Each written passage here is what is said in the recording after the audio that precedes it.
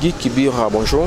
Bonjour monsieur le journaliste. Vous êtes le président provincial du CPJ, Conseil provincial de la jeunesse, au niveau de la province du Nord Kivu. Oui. Il s'observe plusieurs agitations ces derniers temps avec des groupes de jeunes qui demandent votre départ. Qu'est-ce que vous pouvez éclairer aujourd'hui l'opinion publique par rapport à ce qui se passe au niveau provincial?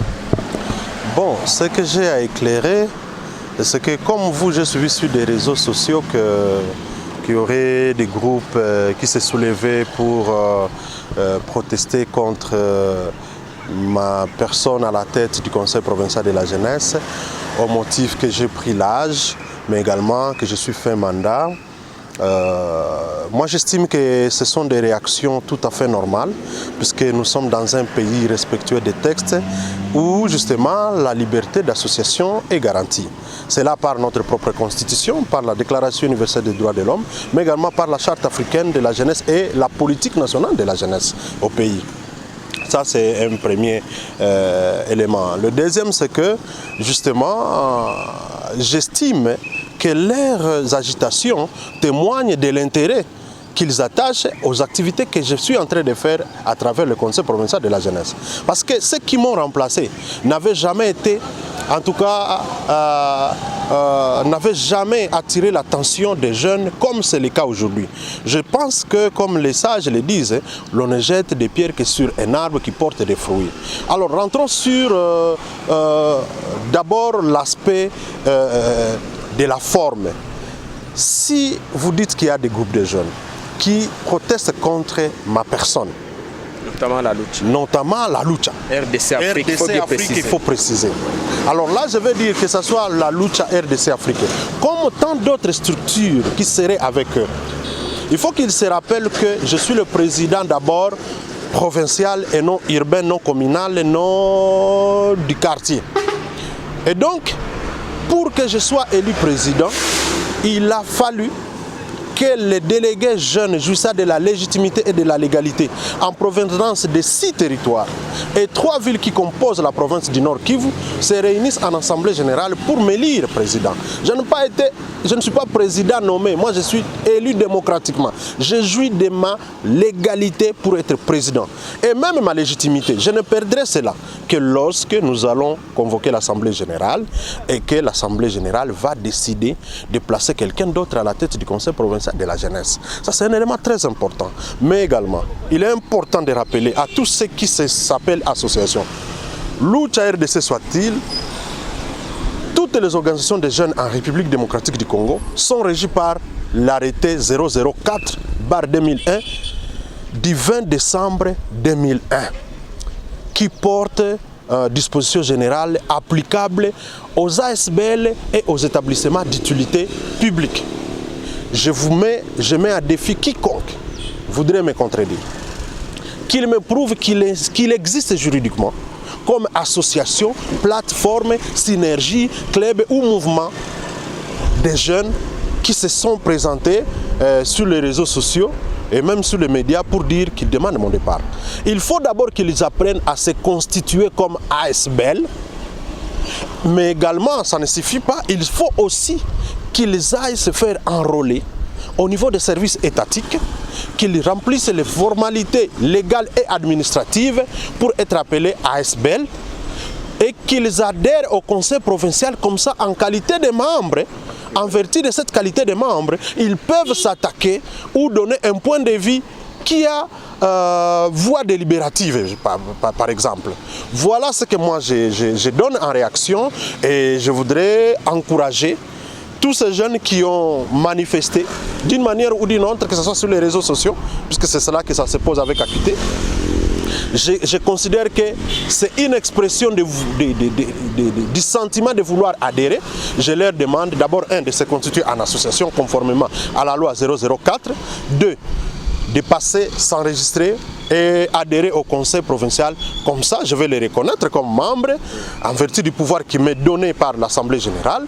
Et alors là, et seulement à cette condition-là, ils peuvent parler avec espoir que leurs paroles auront un effet sur la personne du président du conseil provincial, votre humble serviteur. Voilà, alors, président Guy, alors, en vous écoutant, c'est comme si vous confirmez directement les allégations, bien les rumeurs qui circulent que ces jeunes qui protestent aujourd'hui, notamment les mouvements Lucha RDC Afrique, serait un mouvement manipulé par certaines personnes, s'il faut le dire dans ce sens-là. Bon, je viens déjà de vous parler de la question de la forme et de la question du fond. Quand il s'attaque, par exemple, à la fin du mandat et le fait que je pris de l'âge. D'abord, je voudrais, avant de répondre à cette question, dire que sous d'autres cieux, les gens comme moi, Guy Kibira, après avoir rendu des loyaux services, et je continue à les rendre, ma poitrine serait couronnée de médailles pour les multiples actions que je mène en faveur des jeunes, dans la non-violence, et que j'arrive à décrocher des réponses aux desiderata des jeunes. Même si les défis restent parce que finalement, quel que soit ce que nous avons réalisé, il y a encore beaucoup à faire. Et je pense que les gouvernements prochains en province et peut-être au niveau national vont faire travailler dans le sens de nous aider à retrouver le plein épanouissement des jeunes en province et au pays. Mais pour rentrer à la question de la manipulation, mais oui, je l'ai dit sans embâche, sans peur d'être contredit. Les jeunes sont manipulés. Je vais vous parler d'un cas. Vous avez parlé de la Lucha RDC Afrique. Je vous informe que moi, j'ai été à la genèse de la création de Lucha. Lucha, oui. Lucha tout court. Oui. Et vous connaissez ces emblèmes. Parce que Lucha RDC, pour ceux qui ne le savent pas, c'est une sorte de dissidence. Mais une dissidence qui s'est caractérisée, qui s'est transformée en commissionnaire pour des personnes qui voudraient par exemple échapper à leurs obligations fiscales. Ils peuvent utiliser Lucha RDC pour mettre une pression aux autorités compétentes à les accorder des allègements fiscaux. Par exemple, je l'ai vu récemment. Très récemment, nous les avons vus travailler pour le compte de certains armateurs sur le lac Kivu. Et un peu après, nous les avons vus revendiquer des choses purement qui relèvent de la législation douanière.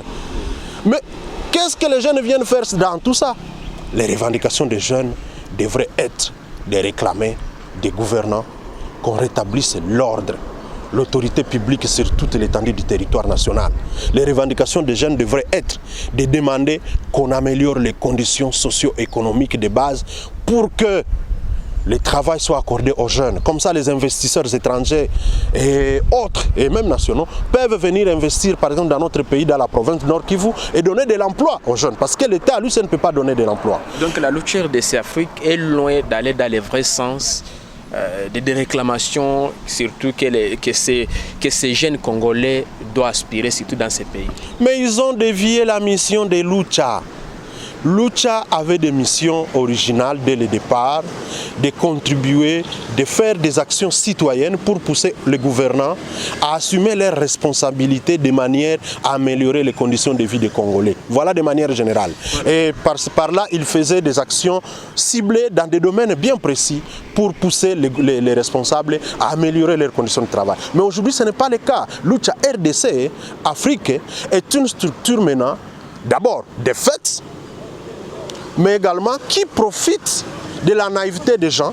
Comme au départ on a connu Lucha comme une structure qui contribue à des changements à un certain niveau, même si eux aussi ils ont des limites, ils sont en train de profiter maintenant, là je parle de Lucha RDC Afrique, qui profite de la présomption que les gens se font dans la tête de la Lucha, que toute action de la Lucha est bonne, donc ce que Lucha RDC Afrique fait est bon.